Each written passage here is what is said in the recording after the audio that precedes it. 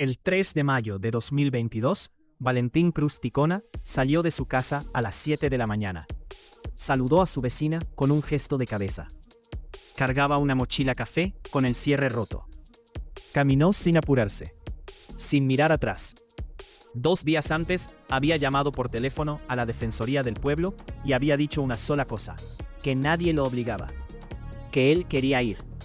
Que quería que quedara registrado, que sabía exactamente lo que estaba haciendo.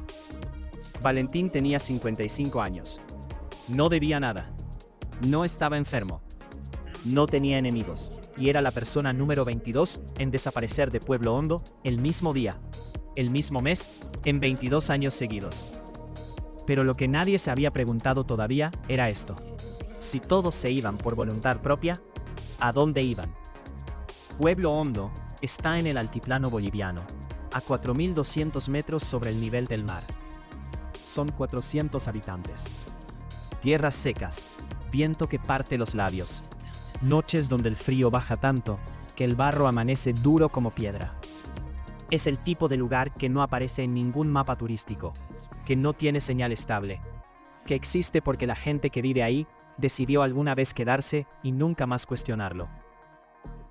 Rodrigo Mendieta Callao es periodista de investigación en La Paz. Lleva años cubriendo demografía rural, padrones electorales, esas cosas que la mayoría de la gente encuentra aburridas, pero que a él le parecen el único lugar donde la verdad no puede esconderse del todo. Una noche de insomnio, en enero de 2022, revisando una hoja de cálculo del Tribunal Supremo Electoral, notó algo: un número que no cerraba. Pensó que era un error tipográfico. Durante semanas siguió pensando eso, pero cuando lo verificó, cuando cruzó ese dato con los reportes policiales, se quedó 6 horas sin moverse de su silla. Porque lo que había encontrado no era un error, era un patrón. Y un patrón así, en un lugar así, no ocurre por accidente. Antes de contarte lo que descubrió esa noche, necesitas entender algo sobre cómo funciona Pueblo Hondo, y por qué nadie había visto esto antes. Desde 1999 hasta 2021, cada año, el 3 de mayo, alguien desaparecía de Pueblo Hondo. Siempre el mismo día, el Día de la Cruz. Los expedientes policiales decían lo mismo en todos los casos: ausencia voluntaria, cerrados en días, algunos en horas, sin investigación, sin seguimiento. El primer caso fue Aurelio Ticona Condori, 61 años, agricultor. Su esposa declaró que se había ido a Potosí a vivir con un hermano. No existía ese hermano en ningún registro. El expediente duró 4 días abierto. Cuando Mendieta revisó ese archivo años después, notó algo que se le heló la sangre. La declaración de la esposa estaba escrita con la misma máquina de escribir que las declaraciones de los 11 casos siguientes. Declaraciones de diferentes personas en diferentes años, supuestamente redactadas en diferentes momentos. La misma máquina, el mismo tipo de letra. En 2003 desapareció Marcelino Yujra. El expediente se archivó porque el denunciante, su propio hermano Simón, no fue a ratificar la denuncia. Simón Yujra sigue viviendo en Pueblo Hondo. Hoy es el presidente del sindicato agrario de la comunidad. Cuando Mendieta intentó hablar con él en 2022, los vecinos respondieron que Simón no hablaba con desconocidos sobre ese tema. Sobre ese tema. Como si existiera un tema establecido del que todos sabían que no se hablaba. En 2010, desapareció Inés Callisaya, 29 años, madre de 2 hijos de 4 y 6 años. Una maestra rural, que pasaba por la zona ese día, declaró haber visto a una mujer joven, caminando sola hacia el Cerro Capia, antes del amanecer, cargando una mochila pequeña. Esa declaración quedó en el expediente. Pero lo que no quedó en ningún expediente fue esto: los 2 hijos de Inés fueron criados por la comunidad. Ningún familiar los reclamó. Hoy siguen viviendo en Pueblo Hondo, y ninguno de los 2 habla del asunto. ¿Tú qué habrías hecho con esa información? ¿La habrías reportado? ¿O habrías pensado que no era suficiente para probar nada? Porque Mendieta siguió mirando. Y lo que encontró en 2017 fue diferente. Tomás Quispe Laura tenía celular. Un número registrado a su nombre. Mendieta consiguió los registros de la operadora mediante una solicitud formal. El último uso del celular de Tomás Fue el 2 de mayo de 2017, a las 11:47 de la noche. La última antena a la que se conectó estaba dentro del perímetro de Pueblo Hondo. El teléfono nunca volvió a encenderse. No apareció en ninguna comisaría, en ningún hospital, en ninguna casa de empeño del país. Se apagó.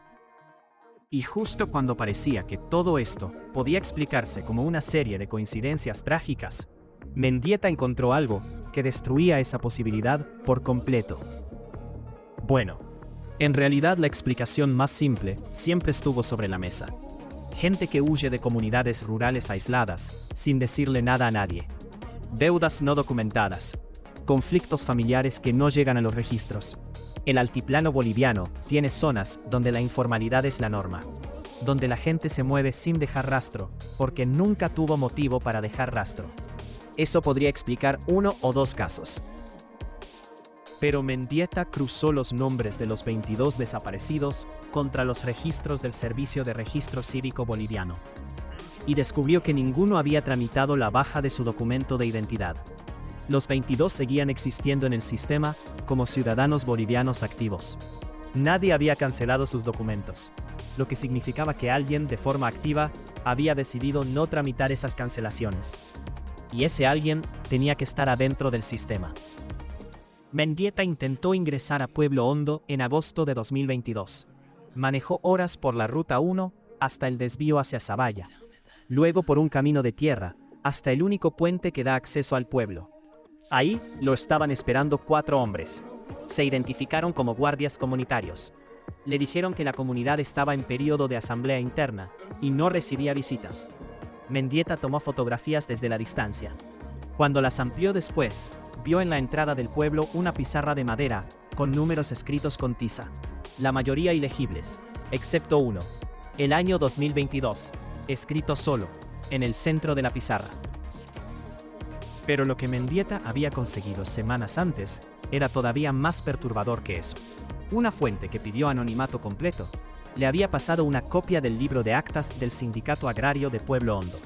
Y en ese libro, correspondiente al año 2014, la última acta firmada por Rufino Mamani, el entonces presidente de la Junta Vecinal, estaba fechada 5 días antes de su desaparición, el 28 de abril de 2014.